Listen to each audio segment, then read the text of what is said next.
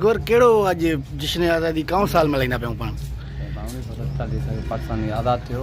हे कौन साल आहे हिन दफ़े? 77 साल क़ौमी तरानो अचे थो भा? जी दादा। ॿुधाइजो। पाक ज़मीन शादबाद किश्वरे हसीन शादबाद तू निशाने अज़्मे आली शान अज़े पाकिस्तान पाक ज़मीन शादबाद। बस बाबा बस हाँ बरकत। जश्न आज़ादी मुबारक। ठीक आहियो साईं, तबियत से ठीक आहे? एम ए साहब पाण हे कौन जश्न आज़ादी मल्हाईंदा पियूं, आहे को ज़हन में? 77 आहे। पाकिस्तानी तरानो हर पाकिस्तानी खे अचणु खपे, ज़ाहिर ॻाल्हि आहे। ॿुधाईंदो साईं आवाम ॿुधे जीअं तव्हांखे।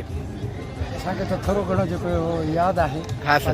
तक़रीबन तव्हांखे सभिनी खे अचणु खपे। सर मूंखे बि जेको थोरो घणो अचे थो। हा सर। उहो त आहे, अचे थो। हा सर ॿुधाइजो। ऐं पाकिस्तान शाद आबाद इहे जेके कुझु अचनि था कुझु यादि आहिनि कुझु न आहिनि। साईं जेकॾहिं तव्हां खां इहो साॻियो सवाल कजे त पाकिस्तानी तराने जे हवाले सां। हा सर ॿुधायो। हा सर ठीक है सर। ठीक है सर, थैंक यू। ये कौन पाकिस्तानी जश्न आज़ादी मल्हाईंदा पियूं, आहे का ख़बर? ॿुधायो त मूंखे यार दिन मल्हाइबो आहे। हा साईं। 24 हले थो पियो, हाणे हिसाब कयो 47 खां वठी अॼु ताईं 77 साल थी विया आहिनि। 77 साल थी विया। 77 इयर्स।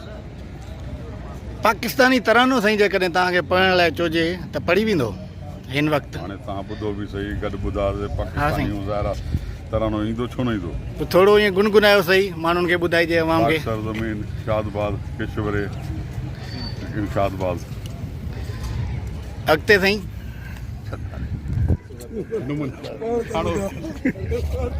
अदा छा नालो थी? हा थोरो आवाज़ घटि करां फज़ल। पाकिस्तानी क़ौमी तरानो ॿुधा। मोबाइल पे न न ईअं यादि आहे? सची ॿुधा। सर अपना पहले तारुफ कराइएगा, उसके बाद हम।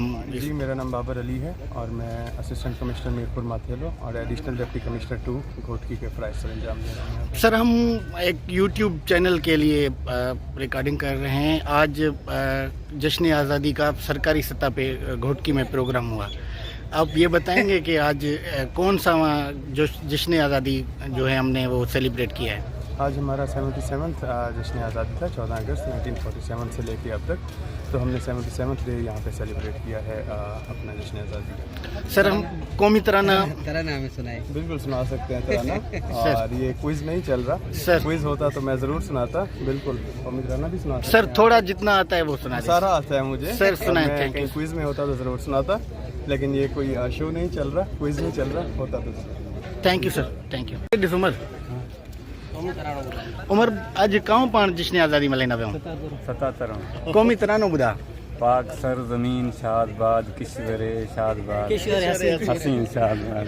पूरो ॿुधा न छोकिरा। पूरा ॿुधायां? हा अदा हे असांजो कैमरामैन आहे उमर कुराई। हा उमर ॿुधा।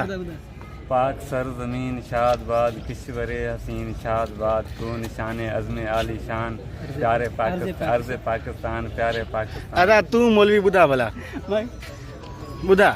पाक सरजमीन शादबाद किश्वरे हसीन शादबाद तो निशान अज़्म आली शान अर्ज़ पाकिस्तान मरकज़ यकीन शादबाद। बस